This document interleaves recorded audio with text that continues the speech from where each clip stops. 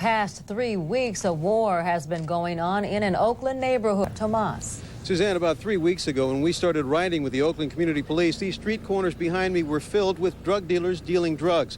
Those dealers are now gone. Now, this all came about because the community here put out a cry for help. The Oakland Community Police answered that cry, and that's when the battle for this neighborhood began. Okay, they're not moving. Yeah, he's moving, he's going, he's running. It looks like just another drug bust. I ain't even do nothing, officer. A late-night scuffle between the good guys and the bad. Get on the ground! But this is a full-scale war. Please don't arrest me because I wasn't buying nothing. This is week one in a battle over turf that's been taken over by the enemy. Drug dealers. What's your name? Maurice. Maurice, just let you know we own this corner now. Now the locals are taking back their neighborhood, and the community police is on the front lines.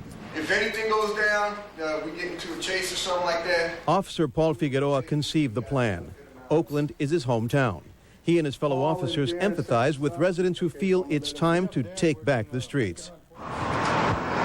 In this case, it's Webster Tract, one of East Oakland's most dangerous neighborhoods and a favorite marketplace for drug dealers and buyers. Now what we're doing is we're also targeting the supply side of the narcotics in the neighborhood. We got no hand up the money. Some 24 community police officers, uniformed and working undercover, invite our camera to come along as they launch the first strike. Give him a big man. The undercover surveillance is already done. Hours of sitting in a vehicle spotting through a periscope where the dealers are. Who seemingly never do the officers. The shift is 7 days a week, 12 hours a day. The drug of choice in the tract dayside is heroin. At night, it's crack. This is heroin. He tried to dump it out. It was in a balloon originally. Tried to dump it out. He dumped a lot of it out right here and threw the balloon there on the ground. If they hit the yards, we're going to get them right here. Nightside, every avenue of escape has to be covered. The night gives the dealers the advantage of darkness. We got one running southbound. Southbound right there.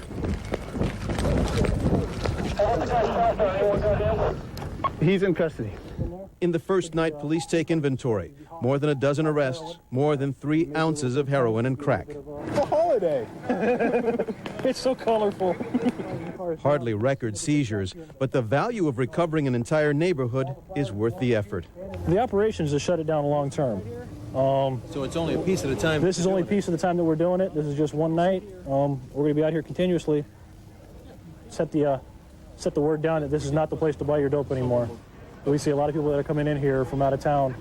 This is the place known to be. We're going to try to shut that down and make Oakland a beautiful city by staying out of it.